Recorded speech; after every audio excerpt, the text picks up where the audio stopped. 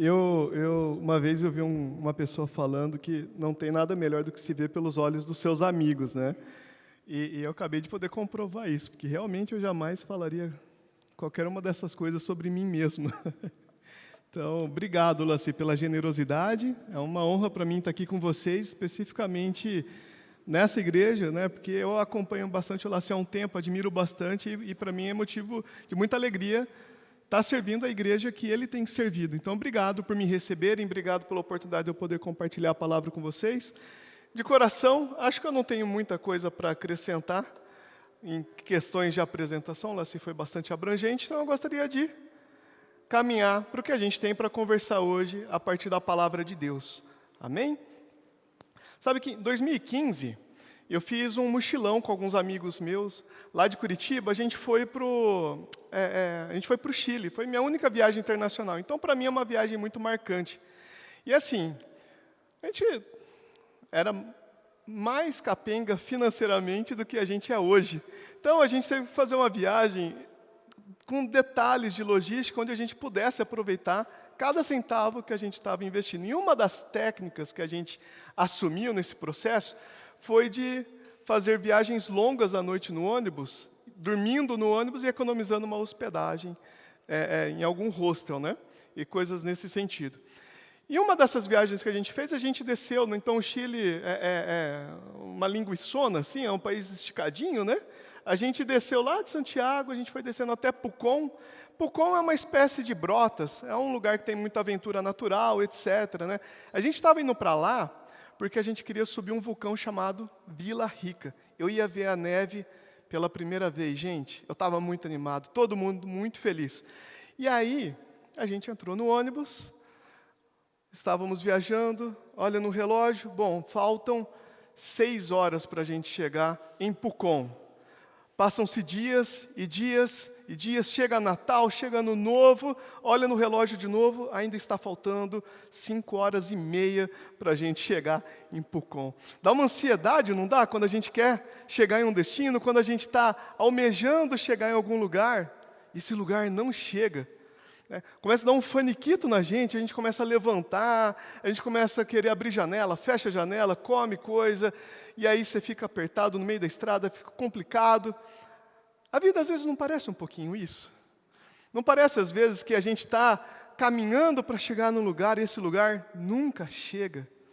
Pouco tempo atrás um amigo meu foi me visitar lá em Campinas, onde a gente mora, e eu vou aqui, um detalhe que o Laci não contou e eu também pulei e não contei. Eu vou contar agora para vocês. Eu sou um cara muito apegado, muito afetivo, eu sou um cara muito caseiro, eu gosto de estar com gente, eu gosto de estar com família, eu gosto disso. E ter saído de Jundiaí, ter ido para Campinas, para mim foi um baita de um desafio, porque todos os meus amigos ficaram lá. Né? Eu fiquei um tempo no Mackenzie, todos os meus amigos ficaram lá. Eu cheguei agora numa cidade que eu não conheço ninguém. E esse meu amigo veio me visitar. Quando ele foi embora, aí eu tentei, né, ainda, infelizmente, com aquele resto de cultura de uma masculinidade falsa, né, ficar pomposo ali, íntegro, inteiro, tudo mais, mas a Bia minha esposa tem, né, aquela visão, né, ela percebeu que eu não estava bem. O que foi, Lucas? O que você tem? Não, estou bem. O que foi, Lucas? O que aconteceu? O Cairo foi embora. Agora eu vou ficar sozinho de novo, com a minha esposa do lado, né? Vou ficar sozinho. Não seria maravilhoso, aí eu comecei a desabafar, não seria maravilhoso um lugar onde todos os nossos amigos do Mackenzie estariam, o pessoal do seminário estaria, minha família, sua família, os seus amigos, o pessoal de Jundiaí, a gente pudesse estar junto, e aí eu viro a esquina para comprar um pão, tem o pessoal ali, eu desço no parque, está o pessoal lá, a gente está sempre junto. Aí a Bia começou a rir. Lucas, esse lugar existe, né? Mas talvez você está um pouquinho fora da linha cronológica da coisa. Esse lugar se chama céu. O que você está desejando se chama céu, paraíso. Ele existe, mas a gente ainda não chegou lá.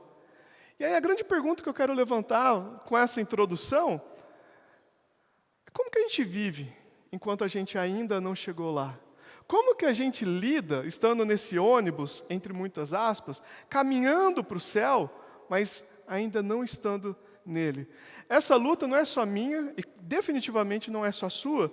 Os primeiros discípulos de Jesus tiveram uma dificuldade consideravelmente parecida, e eu quero refletir com você sobre isso. Eu quero te convidar, então, a abrir a sua Bíblia, seu smartphone, enfim. No primeiro capítulo de Atos dos Apóstolos, a gente vai ler entre os versículos 4 e 8. Atos 1, versículos 4 a 8.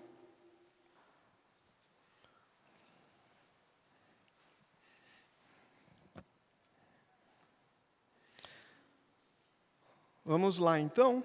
A palavra diz o seguinte: certa ocasião, enquanto comia com eles, deu-lhes esta ordem: não saiam de Jerusalém, mas esperem pela promessa de meu Pai, da qual lhes falei. Pois João batizou com a água, mas dentro de poucos dias vocês serão batizados com o Espírito Santo. Então os que estavam reunidos lhe perguntaram: Senhor, é neste tempo que vais restaurar o reino a Israel? Ele lhes respondeu: não lhes compete saber os tempos ou as datas que o Pai estabeleceu pela sua própria autoridade. Mas receberão poder quando o Espírito Santo descer sobre vocês, e serão minhas testemunhas em Jerusalém, em toda a Judéia, Samaria e até os confins da terra. Essa é a palavra de Deus para nós nessa manhã.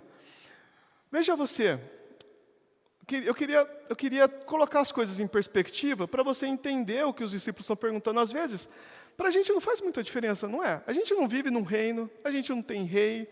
Essa pergunta para a gente não diz muita coisa. Mas, se você fosse um judeu, nascido e criado num pensamento e num sistema judaico, você iria crescer ouvindo algumas promessas, né? Eu vou te dar uma pequena aula de história, pode ser?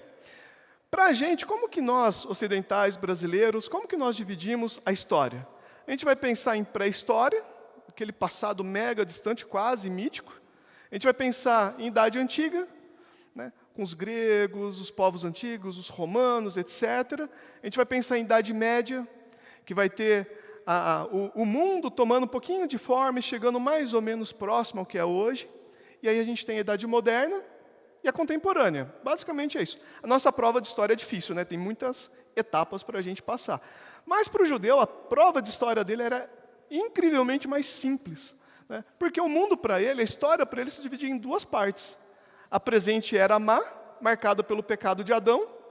A presente era má, onde o pecado e as suas odiosas amigas vandalizam o mundo e destroem toda a realidade. Essa presente era má, onde o mal não é apenas experimentado por nós, mas promovido por nós também. E a expectativa de uma futura era vindoura, onde Deus entraria na história e pisaria na cabeça da serpente, acabaria com o mal e traria uma nova era de bondade, onde a gente experimentaria satisfação. Era dessa forma que um judeu dividia a história. Okay? E o que demarca a diferença da presente era má para a futura era boa, para a futura era vindoura de satisfações e etc. Segundo o que nós vemos entre os apóstolos, entre os profetas do Antigo Testamento, pelo menos duas coisas são características. Uma é que o Messias viria. O Messias, o enviado de Deus, viria para reinar, para cumprir todas as alianças de Deus. Essa é uma coisa. A segunda coisa que viria, aliás, eu falei duas, mas são três, né? A segunda coisa que viria é que a morte começaria a andar para trás, a morte seria vencida. A gente vai ver isso, por exemplo, em Daniel, né? A ideia de que os mortos ressuscitariam e uma nova criação seria experimentada. E em terceiro lugar, a terceira promessa, o terceiro demarcador de que a futura era vindoura estaria chegando, é que o Espírito Santo seria derramado, como a gente viu, inclusive, na leitura agora há pouco, né? O Espírito Santo seria derramado sobre todas as pessoas. Agora, imagina que você é esse judeu, que cresceu ouvindo essas promessas, que cresceu ouvindo essas coisas. Jesus está falando com você logo após ter ressuscitado. O Messias caminhou, todo mundo viu isso, ele ressuscitou mortos, ele curou feridas, ele expulsou demônios, ele perdoou pecados, ele fez e desfez incontáveis coisas na sua frente. Você viu tudo isso. É inquestionável para você que Jesus é o Messias. Ok. Aí, ele ressuscitou. Você viu ele sendo crucificado. Ele não apenas apanhou muito até desmaiar, ele realmente morreu. Você estava lá, você viu, ele morreu. E agora ele está na sua frente. Há poucos minutos atrás ele estava comendo um churrasco de peixe com os discípulos. Ele entrou numa sala trancada, ele pegou a mão de Tomé e colocou no corpo dele, ele está ali, de carne e osso. Então, o Messias veio, a morte começou a andar para trás, e agora ele chega e fala, eu vou derramar sobre vocês o Espírito Santo. Uai, gente, 1 mais 1 é igual a 2, não é? O Messias veio, a morte foi vencida, e agora o Espírito vai ser derramado sobre todos nós. O que separa uma era da outra? Essas 3 coisas. Essas 3 coisas estão no tabuleiro.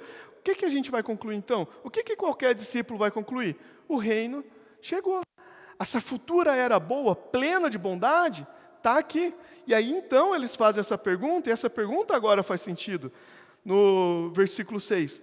Então os que estavam reunidos lhe perguntaram, Senhor, é neste tempo que vais restaurar o reino de Israel? E aí eu não queria que essa perspectiva ficasse distante de vocês. Eu não queria que isso aqui ficasse só num tom de aula e que você apenas entendesse o que eles estão falando. Mas eu queria apresentar um espelho para vocês se olharem nele e reconhecerem essa pergunta como uma pergunta de vocês também, como uma pergunta minha também. Quando a gente olha para o mundo, não parece que está desafinado, não parece que cada naipe dessa orquestra está tocando uma música completamente diferente e, às vezes, um ruído extremamente danoso aos nossos ouvidos ressoa por todo quanto é lado? Às vezes a gente não deseja que um grande maestro chegue e pausa todo mundo, tira as partituras das pessoas e dê uma partitura nova, com os instrumentos afinados, e aí marca o tempo para a gente entrar todo mundo junto e então ouvir uma bela melodia novamente. É nesse tempo, Senhor, que você vai restaurar o reino de Israel. É nesse tempo que a gente vai deixar de experimentar essa polarização que tem dividido famílias, tem dividido amigos, tem dividido igrejas. É nesse tempo, Senhor, que o reino de Israel vai ser restaurado e a educação vai ser boa novamente em nosso meio. É nesse tempo em que as famílias vão ser novamente experimentadas em harmonia, em amor. É nesse tempo que meu filho vai se desculpar e voltar para o seio familiar. É nesse tempo que o meu pai vai poder olhar para a nossa história e ver como ele errou, pedir perdão e voltar a ser um pai próximo. É nesse tempo, Senhor. É nesse tempo que as coisas vão ser como elas deveriam ser, mas não são. E a resposta de Jesus é muito interessante para eles e para a gente hoje. Ele lhes respondeu, não lhes compete saber os tempos ou as datas que o Pai estabeleceu pela sua própria autoridade. A semelhança da mãe do Laci, que banho de água fria, né? Você está querendo saber quando essas coisas vão acontecer? Você está com essa expectativa? Você está vendo as coisas acontecendo?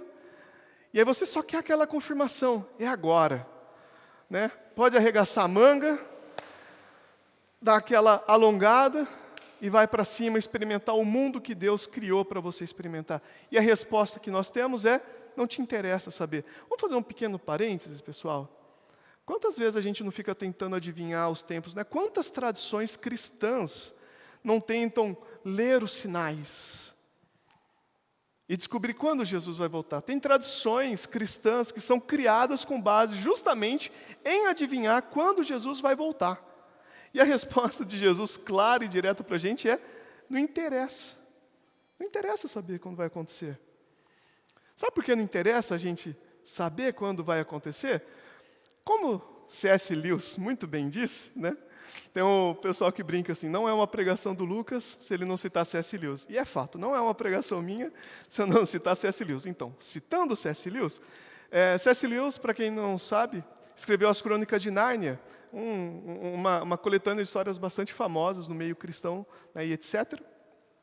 Na primeira história, né, na sequência de publicação, que é o Leão, a Feiticeira e o Guarda-Roupa, logo no final da história, algumas crianças ali, depois de terem passado por todo o arco da história e toda a aventura, elas perguntam assim, será que a gente vai ver o leão de novo um dia? E o leão aqui é o grande herói da história, ele representa, é uma alegoria de Jesus na história. Será que a gente vai ver o leão de novo um dia?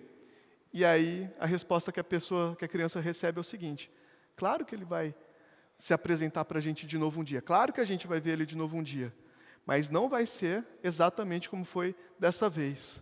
Aí a criança olha para ele meio tipo assim, como assim não vai ser igual da outra vez? É porque ele é um leão selvagem, ele não é um gatinho domesticado.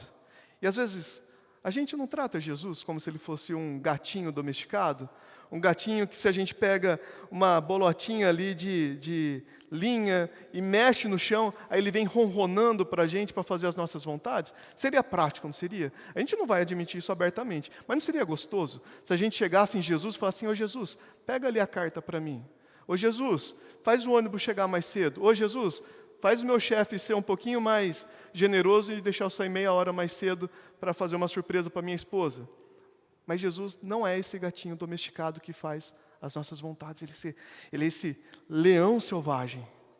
E o que ele está respondendo para a gente aqui no versículo 7 é que nós não vamos estabelecer as coisas a partir de conhecer as realidades e colocar as variáveis no tabuleiro de uma forma propícia para a gente. Nós, como povo de Deus, a começar aqui já pelos discípulos, somos chamados a caminhar pela fé. Ele falou que viria, não falou? E ele veio. Ele falou que morreria, não disse? E ele morreu. Ele não falou que iria ressuscitar? Pois bem, ele ressuscitou. Agora, ele está falando, eu vou voltar um dia, o Espírito Santo vai ser derramado sobre vocês, o reino um dia vai ser pleno, um dia. Quando? Vocês vão ter que confiar em mim. Vocês não vão ter poder de conhecer as coisas e manipular elas. Vocês não vão ter todas as peças no tabuleiro e se sentirem autônomos, controlando as coisas. Vocês vão confiar. Vocês vão descansar no que eu estou falando. Vocês vão confiar em mim. Vocês não vão ter fé na fé, como, infelizmente, a nossa espiritualidade brasileira costuma pensar. A gente costuma ter essa perspectiva, né? Caminhar com fé, eu vou porque a fé não costuma falhar. É o que diz a música. Como se a fé tivesse poder em si mesmo. Não tem. Por que a fé do tamanho de um grão de mostarda é suficiente para transportar um monte de um lugar para outro? Porque o poder não está na fé, o poder está no alvo da fé. E o alvo da fé é esse Jesus que está prometendo. Vocês vão receber o Espírito Santo. Vocês vão receber o Espírito Santo. Quando? Quando o Pai quiser. Quando o Pai está, no tempo que o Pai estabeleceu que esse reino venha. Que chamado de fé desafiante. Você concorda com isso? Não é difícil, gente?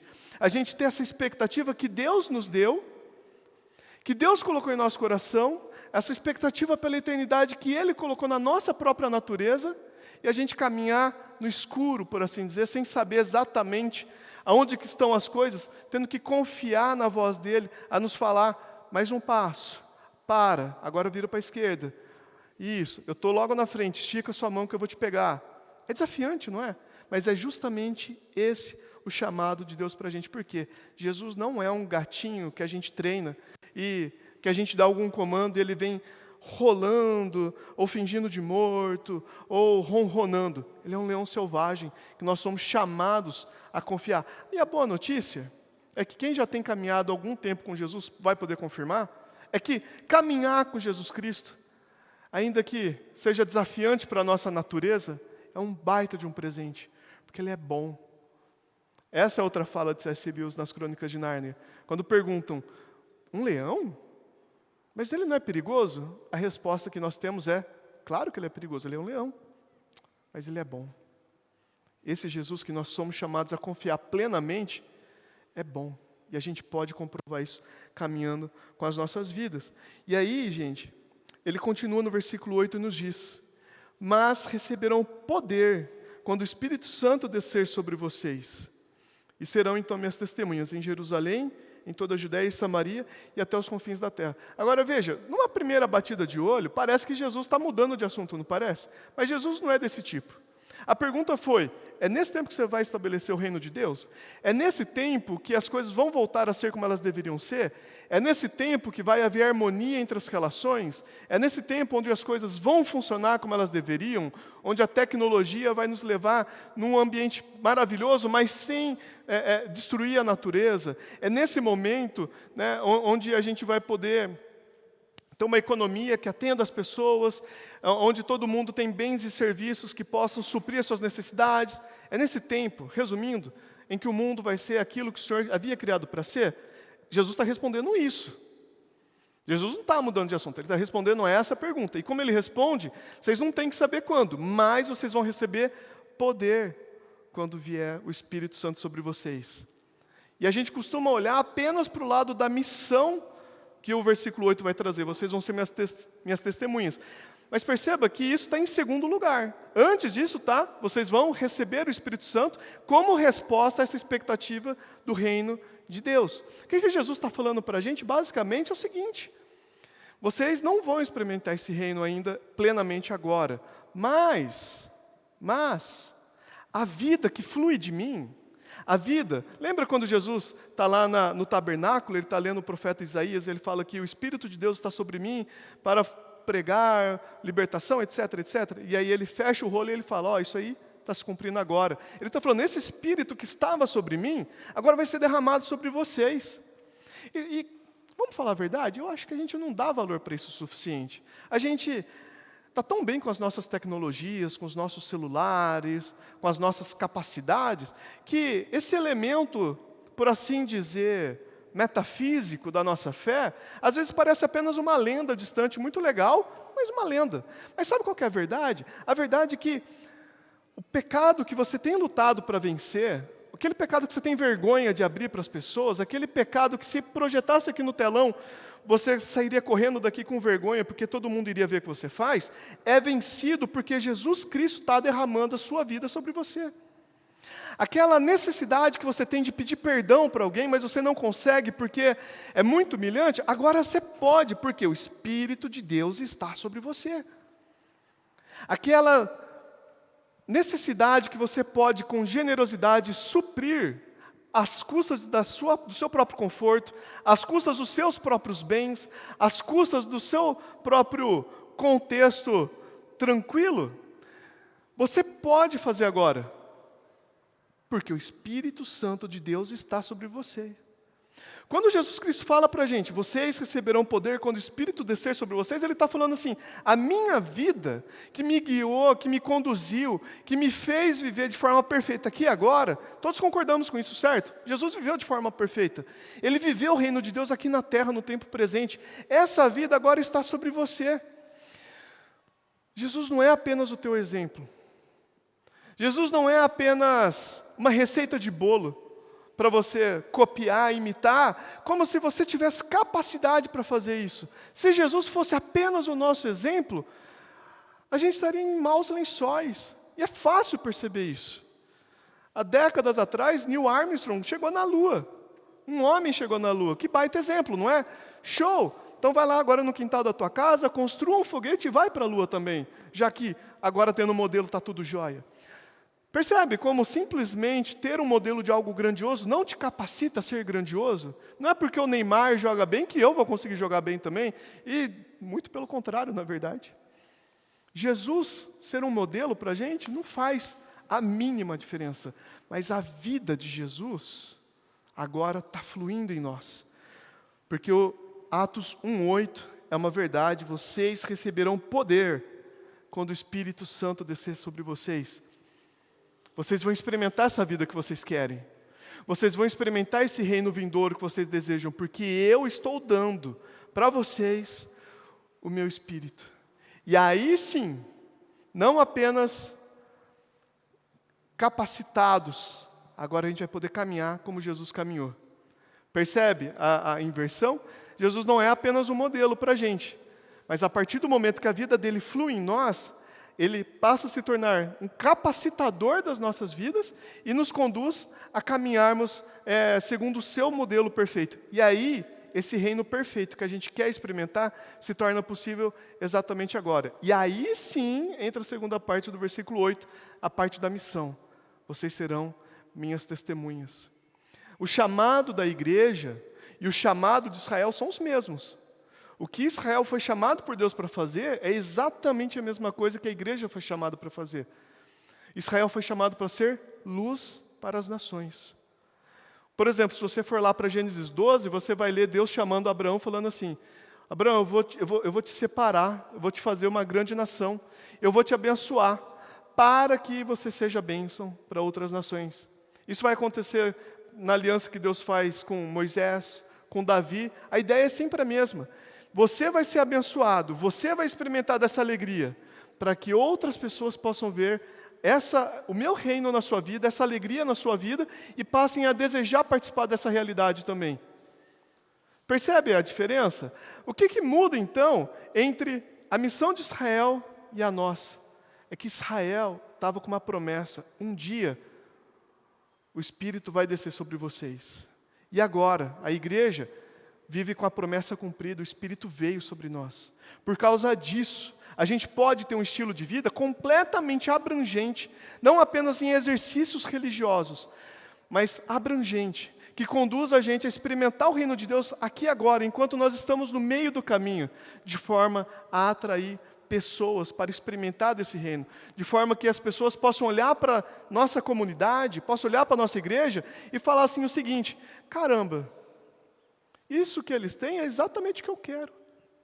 E eu nunca tinha visto isso, eu achava que eu era louco por desejar esse tipo de coisa. Mas é real, eu estou vendo na vida deles. Isso pode acontecer, isso pode ser experimentado. Eu estou vendo, está aqui. Olha a comunidade do Parque, a igreja presbiteriana do Parque lá em Indaiatuba. Eles vivem isso que eu quero. O que eles têm que eu não tenho? Tim Keller costuma falar uma coisa que eu acho muito maravilhosa. Ele fala assim: viva de um jeito que a sua vida suscite perguntas. Perguntas cuja resposta é Evangelho. A gente é chamado para isso. Não é maravilhoso? E a gente é chamado para fazer isso a nível de testemunha. Um testemunha, gente, é alguém que está tão comprometido com alguma coisa que ela coloca a própria vida em função daquela coisa que ele está testemunhando. Ele vive de forma tão integral aquilo lá, que se precisar morrer por aquilo lá, ele morre. E aí eu queria te convidar a pensar na sua vida. O que pode ser desafiante para você viver a partir dessa mensagem? Experimentando o reino de Deus, experimentando o Espírito Santo na sua vida. O que pode custar o teu conforto? O que pode custar o teu status quo? Essa água parada, sem ondas, né? Calma e tranquila na sua vida. Que tipo de generosidade? Que tipo de acolhimento? Que tipo de perdão? Que tipo de coisa pode custar algo na sua vida que apenas o Espírito Santo te conduzindo a fazer, você será capaz de fazer? Que tipo de testemunho o seu vizinho, o seu parente, o seu amigo de trabalho, a pessoa que divide a mesa com você, precisa ver na sua vida, porque você tem o Espírito e ele não? Eu quero fechar esse momento de reflexão com você, voltando para aquela minha história inicial. Enquanto a gente estava no ônibus, a gente teve aquele primeiro momento de estresse, estava chato ficar no ônibus, passa tempo, e a gente só vê estrada. Mas aí começou a nascer o sol, e a gente começou a ver montanhas, que a gente não vê aqui no Brasil, coisas diferentes para a gente. E foi muito especial poder olhar para aquilo. E não só a gente começou a desfrutar do caminho, mas outros viajantes que estavam ali com a gente, tinha um coreano, tinha um francês, né? Eles também estavam vendo coisas que eles não costumavam ver. E a gente começou a se relacionar, a gente começou a desenvolver contato e amizade. Alguns desses contatos a gente tem até hoje.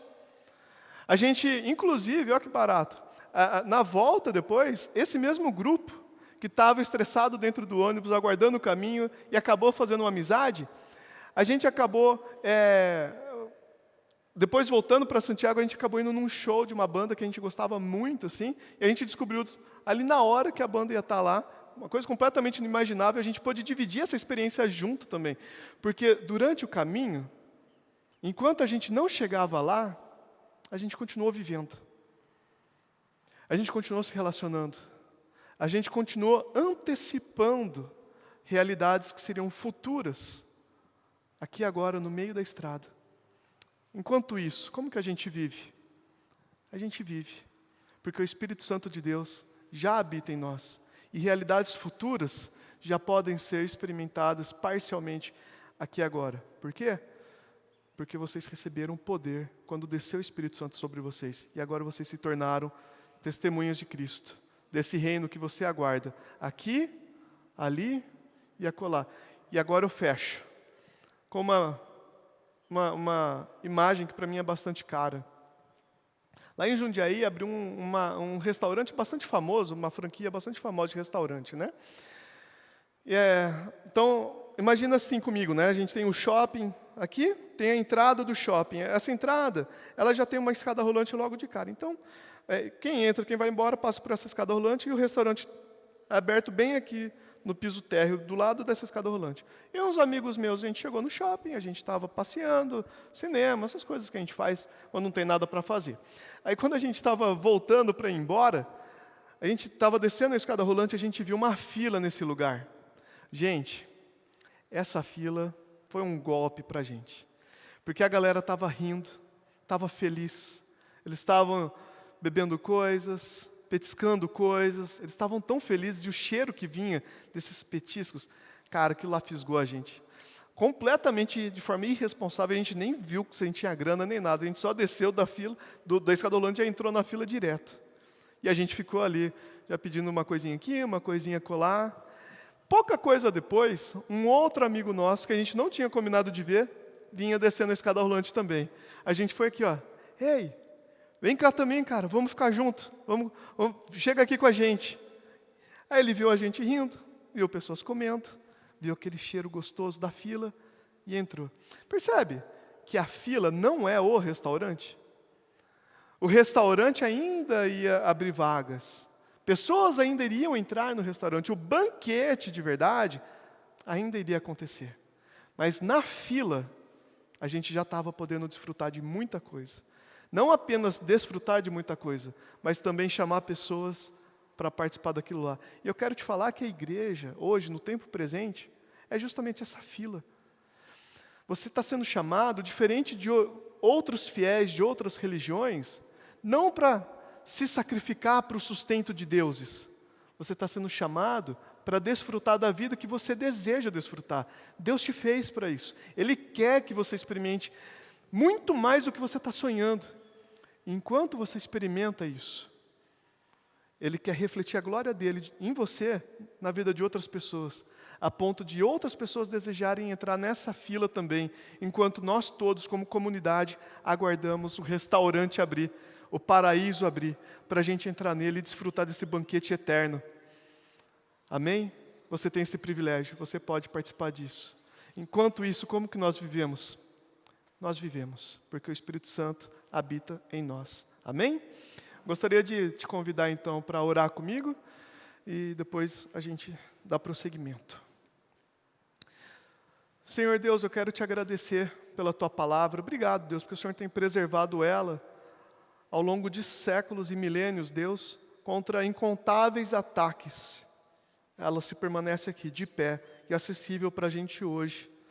Eu te peço que esse mesmo Espírito Santo que conduziu a redação desse texto, esse mesmo Espírito Santo que foi derramado sobre a tua igreja, esteja nos conduzindo, Deus, esteja tocando nas nossas vidas.